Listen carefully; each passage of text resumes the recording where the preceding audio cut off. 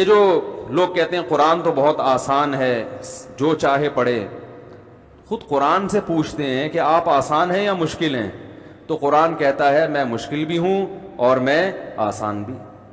کیسے؟ قرآن کہتا ہے وَلَقَدْ يَسَّرْنَا الْقُرْآنَ لِلذِّكْرِ، ہم نے نصیحت کے لیے اس کو آسان کر دیا ہے۔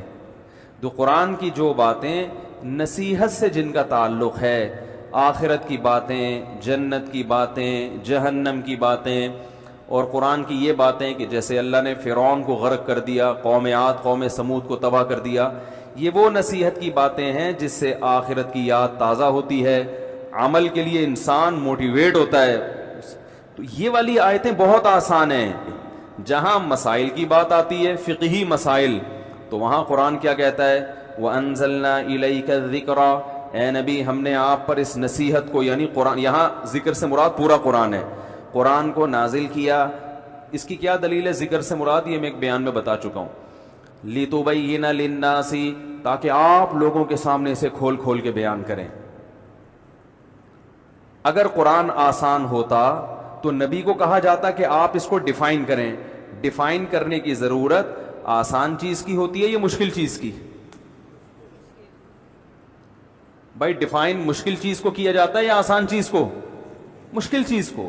آپ میں فکر کی صلاحیت بھی ہو، طوطے کی طرح آیتیں رٹنا یا صرف نمبر یاد کر لینا یا حدیث کے حوالے نمبر یا ترجمے رٹ لینا، ان سے انسان میں تفکر کی صلاحیت پیدا نہیں ہوتی، کیونکہ فکر نہیں ہے، تفکر ہے، اور تفکر مفکرین کرتے ہیں جن میں اللہ نے یہ صلاحیت رکھی ہے۔ یہ بھی حدیث سے ثابت ہے۔ یہ بھی کس سے ثابت ہے جو میں دعویٰ کر رہا ہوں؟ حدیث سے۔ آپ صلی اللہ علیہ وسلم نے فرمایا کہ میری بات سنو تو آگے لوگوں تک پہنچا دو، کیونکہ آپ نے فرمایا رب حامل فقہ غیر فقیہ، بہت سے لوگ علم کی بات جانتے ہیں سمجھتے، ارے بولو نا یار، نہیں۔ کیا مطلب؟ ممکن ہے ایسے کو پہنچا دو گے جو جان بھی لے گا اور سمجھ بھی لے گا۔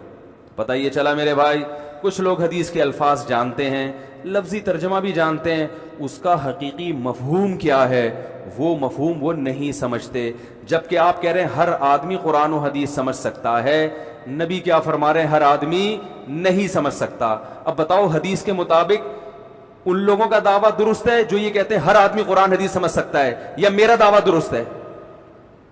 میں کہہ رہا ہوں ہر آدمی نہیں سمجھ سکتا، یہ حدیث سے ثابت ہے۔ کون سی چیزیں نہیں سمجھ سکتا؟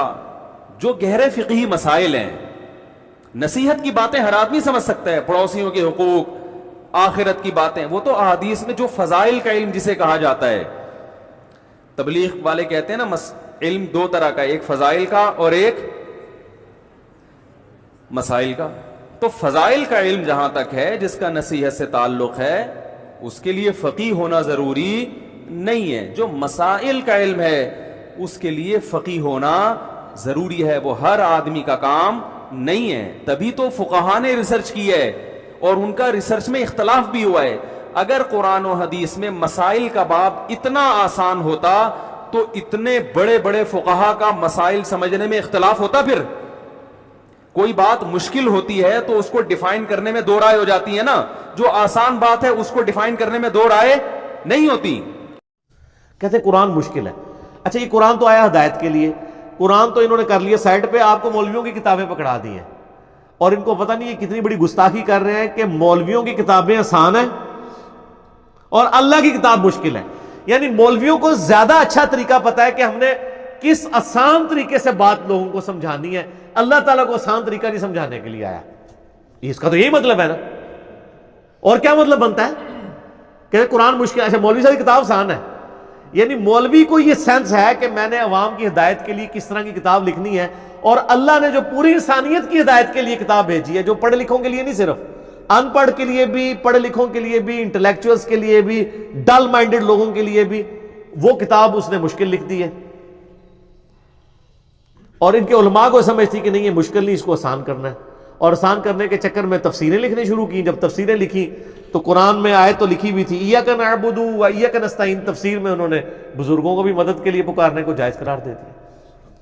تفسیریں تو زیادہ تر میرے بھائی قرآن پاک کو کاؤنٹر کرنے کے لیے لکھی جاتی ہیں، اسی لیے آج دیکھیں، آج بھی جو بندہ نیک نیتی کے ساتھ قرآن پاک کھول کے بیٹھتا ہے نا، وہ کسی بھی فرقے کا قرآن پڑھ لے وہ اللہ تک پہنچ جاتا ہے۔ اسی لیے ہم نے کبھی یہ قدغن نہیں لگائی ہے۔ باقی تو کسی میں حوصلہ نہیں ہے نا کہ جی سنی کہہ دے کہ شیعہ کا ترجمہ پڑھ لو، شیعہ کہہ دے کہ سنی کا پڑھ لو۔ ہم کہتے ہیں سب کا پڑھو، جنہوں نے ترجمے میں تھوڑی بہت ڈنڈی بھی ماری ہے ان کا بھی پڑھو، وہ ڈنڈی خود ہی پکڑی جائے گی۔ یہ کتنا بڑا ظلم ہے۔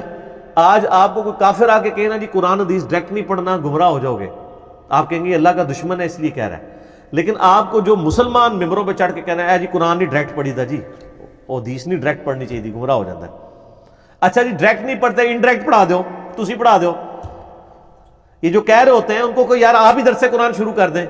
خود کیا ہوتا ہے اپنے مولویوں کی کتابیں کو فضائل سنت کھول کے بیٹھا ہوا ہے، کوئی فضائل مال کھول کے بیٹھا ہوا ہے، ٹھیک ہے، اپنی اپنی کتابیں کھول کے بیٹھے ہوئے ہیں۔ چلو یار ہم ڈائریکٹ پڑھنے سے گمراہ ہیں، آپ ہی پڑھا دیں، تو نہ کھیڈاں گے تو نہ کھیڈن دیں گے۔ تو یہ بیسیکلی سازش کی ہے اسلام کے خلاف ان لوگوں نے، اور اللہ تعالیٰ کا فتویٰ بالکل واضح ہے۔ اور یہ آیت وَلَقَدْ يَسَّرْنَا الْقُرْآنَ لِلذِّكْرِ فَهَلْ مِن مُدَّكِرٍ، یہ قرآن حکیم میں 4 دفعہ یہ آیت اسی ایک صورت کے اندر ریپیٹ ہوگی، لیکن پھر بھی مولوی کو آج تک ہم نہیں سمجھا پا رہے کہ خدا کے لیے اللہ تعالیٰ نے تو اسے آسان کیا ہے، تو مان لے، کہنا نہیں مشکل ہے۔ اچھا قرآن میں 4 دفعہ تو آ گیا کہ قرآن سمجھنے کے لیے آسان ہے، تو ہے سمجھنے والا۔ یہ جو کہتے ہیں قرآن سمجھنے کے لیے مشکل ہے، ایک ہی آیت ہے قرآن دی، ہے کدھر؟ کہیں بھی نہیں لکھی ہوئی، جہاں بھی آیا ہے اللہ نے کہا آسان ہے، قرآن سے نصیحت حاصل کرو۔ تو یہ جو مشکل والی بات ہے ان کو پوچھنی چاہیے تھی، یہ کہاں لکھی ہوئی ہے کہ قرآن سمجھنے کے لیے مشکل ہے؟ کہیں لکھا ہوا ہے قرآن پاک میں؟ تو صحابہ کرام کیا پی ایچ ڈی تھے سارے؟ اکثر کو لکھنا پڑھنا بھی نہیں آتا تھا، اللہ تعالیٰ نے ان کو ہدایت دے دی۔ چلے صحابہ کو تو چھوڑ دیں، ان کو تو آپ بینیفٹ دے دیں گے کہ نبی علیہ السلام کی صحبت کا۔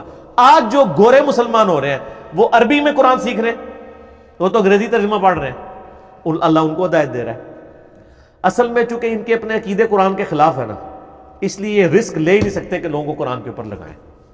اللہ کے واسطے بچوں بچیوں قرآن پڑھو، قرآن پڑھو، قرآن پڑھو، قرآن پڑھو۔ یہ کیسی قوم ہے جن کے اندر اتنا عالی شان میرے رب کا کلام موجود ہے، اور پھر وہ اٹھا کے بھی نہیں دیکھتے۔ کوئی مر گیا تو ختم چا پڑھو، کوئی فال کڑھنی تو قرآن چا کڑھو، کسی کے لیے فاتحہ پڑھنی ہے تو قرآن پڑھ دو۔ کیا صرف اس لیے قرآن ہے؟ کیا صرف اس لیے قرآن ہے؟ کیا اس لیے اترا ہے؟ لو انزلنا هذا القرآن على جبل لرأيته خاشعا متصدعا من خشیت اللہ، پہاڑ ریزہ ریزہ ہو جاتے اگر میرا رب کلام پہاڑوں پر اتارتا، زمین آسمان پرزے پرزے ہو جاتے اگر میرا رب زمین آسمان پہ قرآن کو اتارتا۔ یہ میرا نبی ہے جن کا سینہ اتنا طاقتور ہے کہ اللہ کے کلام کو پی بھی لیا، اتار بھی لیا، پہنچا بھی دیا، بتا بھی دیا۔ الا هل بلغت حجۃ الوداع، الا هل بلغت، الا هل بلغت، پہنچا دیا، میں نے پہنچا دیا، میں نے پہنچا دیا۔ کھرا کھوٹا الگ کر کے دکھا دیا، کفر اسلام الگ کر کے دکھا دیا، ظلم انصاف الگ کر کے دکھا دیا۔ ہے پی ایچ ڈی کر چکا ہے، سورۃ فاتحہ کا ترجمہ نہیں آتا، کبھی زندگی میں قرآن اٹھا کے دیکھا نہیں۔ ماں پیوں نے بھی جوتا اٹھایا، کتنے اے آئے، کتنے اے آئے۔ کاش کوئی ماں باپ ایسے بھی ہوتے جو کہتے میرے بچے نے قرآن کتنا سیکھا، کتنا سمجھا۔ الف لام میم ذالک الکتاب، یہ بھی ہمارے ذمہ ہے پڑھنا، اور یہ بھی ہمارے ذمہ ہے جاننا کہ یہ وہ عظیم کتاب ہے جس میں کوئی شک نہیں ہے۔ یہ جاننا بھی ضروری تھا۔ اگر تم کہتے ہو نہیں پڑھا جاندہ، ادھر کو میں ہاتھ جوڑتا ہوں، صرف 89 جگہ ہے یا ایھا الذین آمنو، یا ایھا الذین آمنو، قرآن میں صرف 89 دفعہ آیا ہے۔ اے ایمان والو، میرے اللہ کا خطاب ہے، یا ایھا الناس، اے لوگو، یا ایھا الذین کفروا، اے کافرو، یا اہل الکتاب، اے کتاب والو پہلے، یا ایھا الذین ہادو، اے یہودیو، یہ اللہ کا خطاب ہے پورے قرآن۔ یا بنی آدم، اے آدم کی اولاد، اور اللہ کا ایک خطاب ہے، یا ایھا الذین آمنو، اے ایمان والو، اے ایمان والو۔ تم سب ایمان والے ایمان والیاں بیٹھے ہو، میری اتنی مان لو، ان سب سے کہتا ہوں، سب سے کہتا ہوں، تمہارے رؤوف صاحب سے بھی کہتا ہوں، 89 اپنے آپ کو بھی کہتا ہوں، मैं कोई अल्लामा नहीं हूँ, मैं भी एक तालिब इल्म वदना हकीर सब। या अय्युहल्लज़ीना आमनू 89 दफा कुरान में आया है। अल्लाह के वास्ते इसे पढ़ लो कि तेरा अल्लाह तुझसे क्या कह रहा है, इनसे क्या कह रहा है, तुमसे क्या कह रहा है कि डिग्रियां लेके आना मेरे पास, लाहौर यूनिवर्सिटी की डिग्री लेके आना मेरे पास।